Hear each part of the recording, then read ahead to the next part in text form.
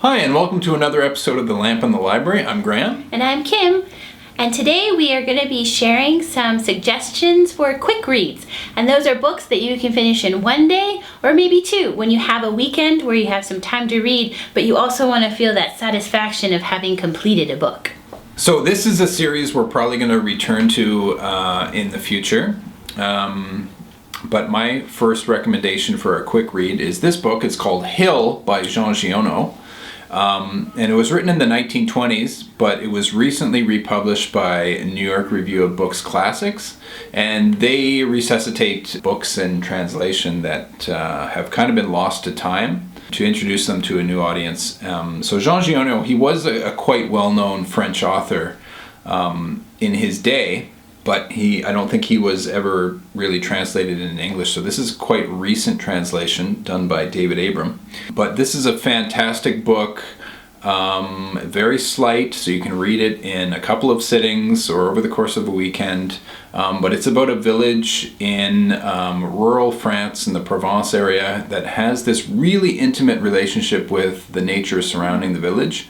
And somehow that relationship falls out of balance, and it seems like the hill or the nature surrounding the village really turns against the people.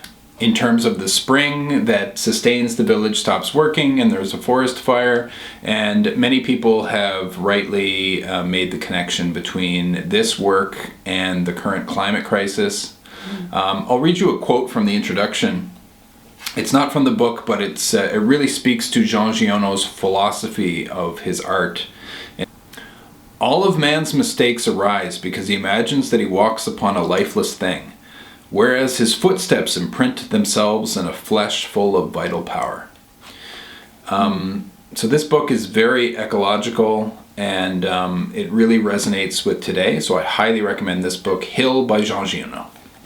The first book I'm going to recommend is definitely one that you could finish in a day because it's quite short, and it's The Book of Tea by Kakuzo Okakura. I hope I'm pronouncing that correctly. The book was published in 1906, and the author himself, was born in Japan, but he actually, his education when he was young was mostly in English. And it wasn't until he was like 10 or 11 years old that his father realized that he couldn't even read Japanese, so he made sure to introduce him more to Japanese culture as well. Later in life, he worked at some art galleries and art museums, and he ended up spending a lot of time also in the United States. And while he was in the United States, he noticed that there was an interest among the more, higher elite class who had the money to enjoy art at that time in Japanese culture. And he wrote this book about the tea ceremony, but it's also a lot about his philosophy on art and the aesthetics of life. He's very influenced by Taoism and writes a lot about that in the book, but it's also a rather biting commentary in parts about Western culture, and I think specifically maybe the United States. So it's sort of, you get to absorb yourself in his philosophy and what he presents, which I really enjoyed and made it partially why it was a quick read, because you just want to hear more of what he has to say about art, life, the tea ceremony. But then it also has this quick wit about it that can make you sort of laugh from time to time. So I thought I would just share a quick quote to show how biting the author could be. We used to think you the most impractical people on the earth, for you were said to preach what you never practiced. So he has little, to me, Dorothy Parker, jabs within the book as well. So it makes it a really fun read. And again, it's quite short, so you can definitely read it in a day or over a weekend while enjoying some tea. So my next recommendation for a quick read is Annihilation by Vandermeer. It's the first book of the Southern Reach trilogy. It is quite short, but this, I think, is a modern classic. It was already made into a movie, but it's a much better book. And it's one of those books that once you start reading, just because of the atmosphere and the mysteries involved in it, you just really get sucked into it, and it really absorbing. I think I read it in a single sitting, and it's one of those books that I immediately recommended to friends and family. In fact, I had to rebuy this copy because I lent it to someone and never got it back.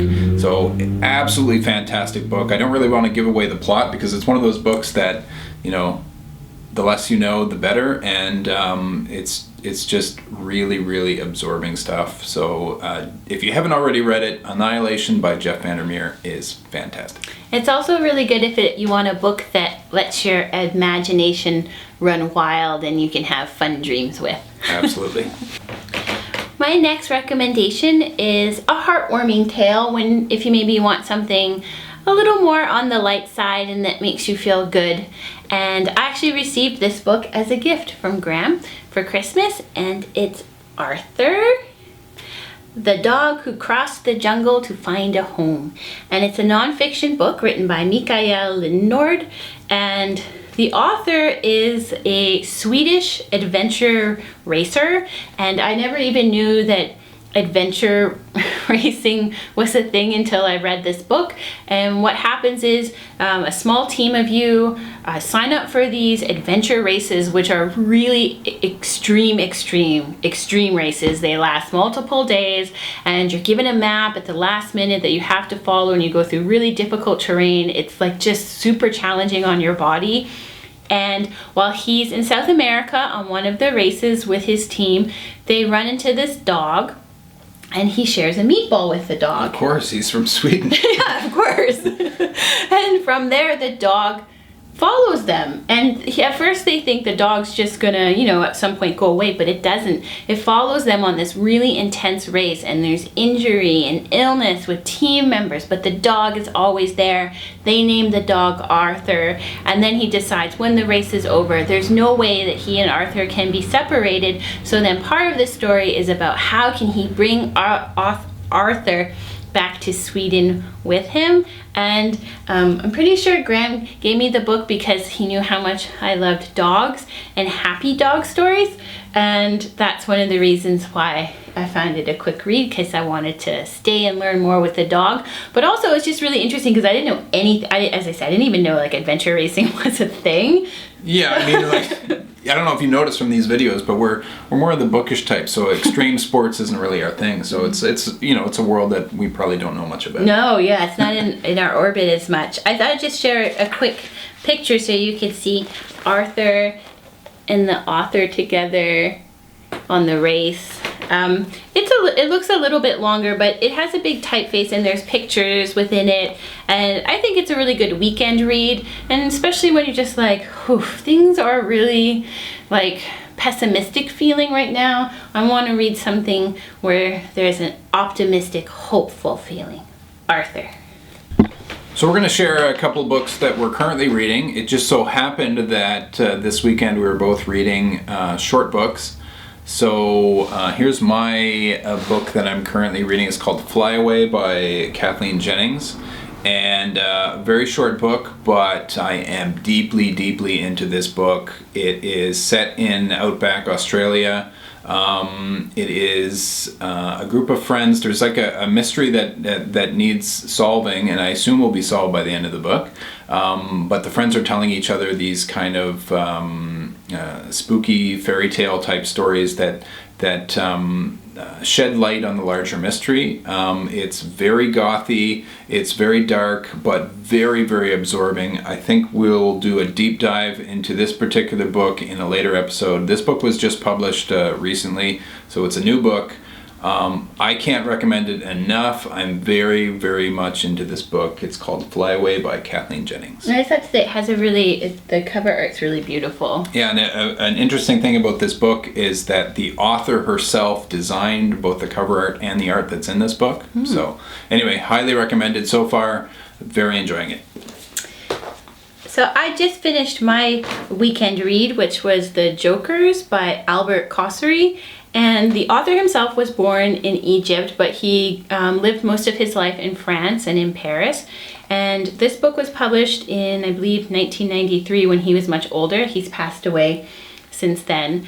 And the author himself his novels would be set in the Middle East, often in nameless Middle Eastern cities, or in one novel he actually mentions a specific city. This one itself is in a nameless city, and it's looking at the government and the oppression of the people that live in this nameless city, and the revolutionaries, and then this group that you could refer to as the Jokers. And what the Jokers discover is that the constant striving for power and believing that you always know what's right and that there's a certain way to be that you find in the government, you also see in the revolutionaries, and they just see that there is humor in all of it, and that both are struggling for power.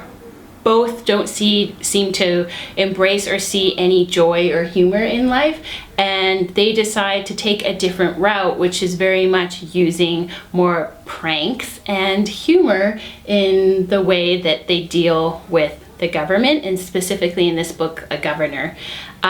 It's a very cynical book for the most part, and it can feel nihilistic, but then at the end I found it came together, and it left me with a lot to think about in their approach to things and to life. And so it's sort of perfect for that in a weekend read, because it's not too long, but once you close it, you're left really thinking about the themes that are presented in it, which are the notion of struggles for power, and the notion of thinking you're always right, and what's subversive humor, what can it do, what is it really? So a thinker, but a really good one just for the weekend. Like Hill, it's a New York Review of Books classics, so they really do a good job of bringing to light books that would otherwise be lost, I think, by retranslating and republishing those books. So that's great. It's very timely, I have to say. I think the book, it really is timely to now as well. Well, thanks so much for watching another episode of The Lamp in the Library. I hope you enjoyed our recommendations of quick reads. If you have any recommendations, or if you've read the books that we read, do share your opinions in the comments. And if you like this video, please consider giving it a thumbs up and subscribing to our channel down below, and hitting the bell notification so you always know when there's a new episode. Just for a little sneak peek, going forward, we are going to be looking at Shirley Jackson for an episode, and really getting into Spooktober reads. So for, the little bit at the end of September and into all of October, it'll be celebrating and just marinating in the Halloween season. Keep well. Keep reading. Bye. I was going to say something else. Books that quick reads. Quick reads.